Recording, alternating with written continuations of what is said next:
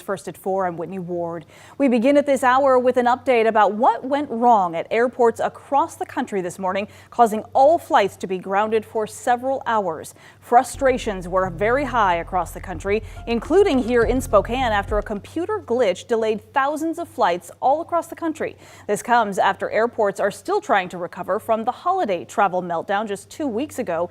It all started overnight when the FAA ordered a ground stop for all departing domestic flights. It was because of a problem with a system that alerts pilots about closed runways, equipment outages, or other potential hazards along their flight routes. The FAA was able to resume flights right around 6 a.m., but many travelers still dealing with those delays. I didn't know, but I knew something like this was going to come down the line after watching what happened to Southwest, which is unfortunate for a lot of people at Christmas.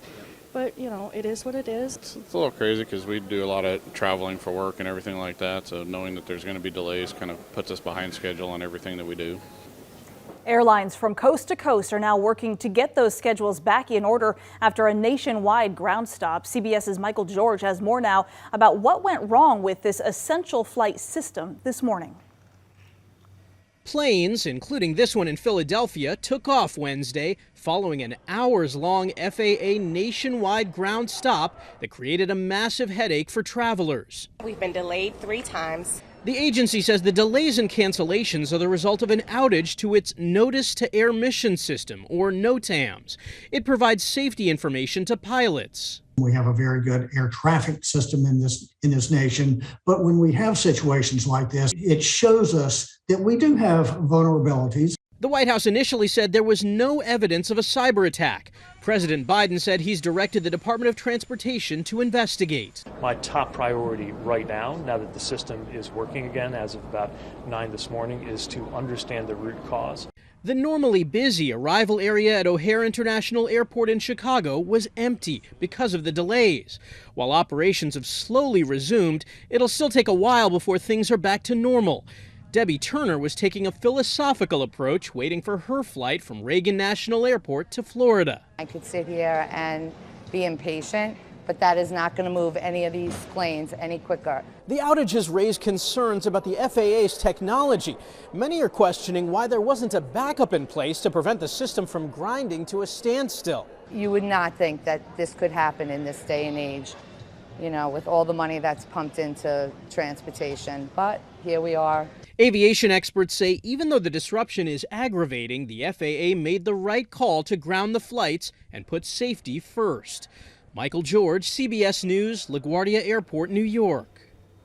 So as of right now, that system is back up and running. New at 4 tonight, the suspect in the murder of an elderly man in Deer Park appeared in court today. Sheriff's deputies say they found 37-year-old Gary Alt's DNA inside the home of 83-year-old Richard Purdy, who was found stabbed to death the day after Christmas. KREM 2's Kyle Simchuk was in court this afternoon. He's got new details tonight about this crime, and some of the details are quite disturbing. Kyle? Well, that's right, Whitney. Investigators believe Alt entered the victim's home by removing a screen door and breaking a window. That 83-year-old man was stabbed 28 times. Gary Alt is now charged with first-degree murder and burglary. The victim, 83-year-old Richard Purdy, was found dead in his office where he stored his guns by his girlfriend of 12 years who went to check on him when he didn't show up for dinner the day after Christmas. Purdy's family told deputies he didn't have any enemies and wouldn't just let a stranger into his home. Investigators found several of his guns on the hallway floor and some in the back of his truck with bloodstains. They also found an 8 to 10-inch bloodstained survival knife outside the victim's home, which had Alt's DNA on it, according to court documents. And when investigators matched it, they learned Alt was already in jail. Police believe he's behind several unprovoked attacks across Spokane, but today he was appearing in court for those burglary and murder charges, where a judge set his bond at $1.5 million. Live from the Spokane County Courthouse, Kyle Simchuk, KREM 2 News. All right, Kyle, thank you very much. And in other top stories at this hour, One man was caught attempting to rob the adult entertainment venue Deja Vu in Spokane Valley on Friday. Deputies responded to the business during the early morning hours after the burglary alarm was triggered. And they say they arrested 20-year-old Cesar Ruiz after he attempted to run from officers. According to court documents obtained by KREM 2, Ruiz attempted to drive his car through the doors of the business, smashing the windows and damaging the door frame, then tried to rob the business ATM. Police estimate there was at least $20,000 worth of damage done to the business. Earlier this week, Governor Brad Little in Idaho delivered his State of the State address, and one of his main talking points was the fentanyl crisis. He shared how the epidemic is taking young lives across the country and across the state of Idaho. KREM 2's Janelle Finch is sharing now how one North Idaho family is still recovering from the effects the drug had in their life. Janelle? 15-year-olds are supposed to be chasing big dreams, looking forward to getting their driver's license or working their first job. Michael Stabille's family says he had a lot to look forward to before dying from accidental fentanyl poisoning.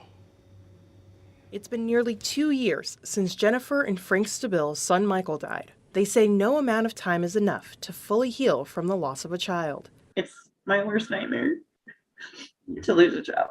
It's hard to get up every day without him. And my grandkids keep me going. That's God. God keeps me going. That's why I'm still here. I'm still standing. We're still standing by the grace of God.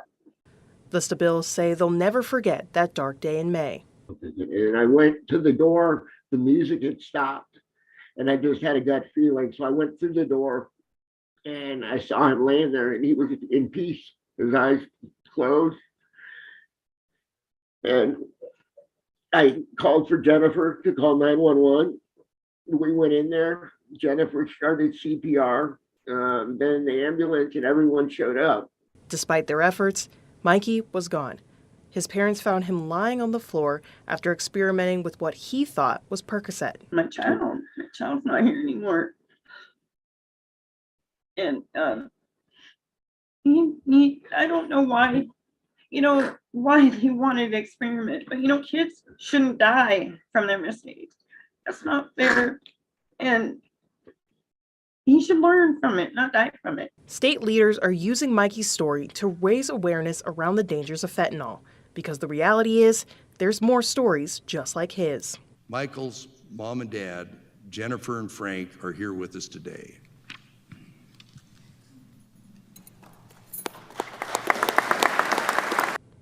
The Stabilles say in Mikey's death, they want people to know fentanyl is too accessible. It's taking lives and tearing families apart. He was our youngest, he was our baby, he was our last.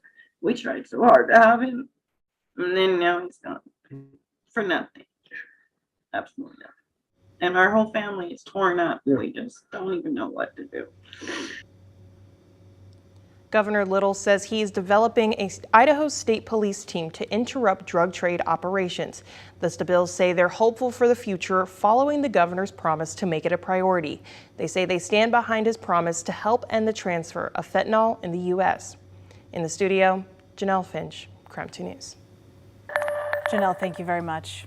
All right, time to turn our attention to weather. We woke up to a little bit of surprise snow this morning, just a little bit though. Chief Meteorologist Jeremy Legoo is joining us right now. Jeremy, how much snow did we see last night? Was it even measurable? Nah, it's officially a trace. And yesterday I said, you don't really have to worry about accumulation. It's going to come down and you're going to go, ha, ha, ha. And then I woke up this morning and I went, oh, no.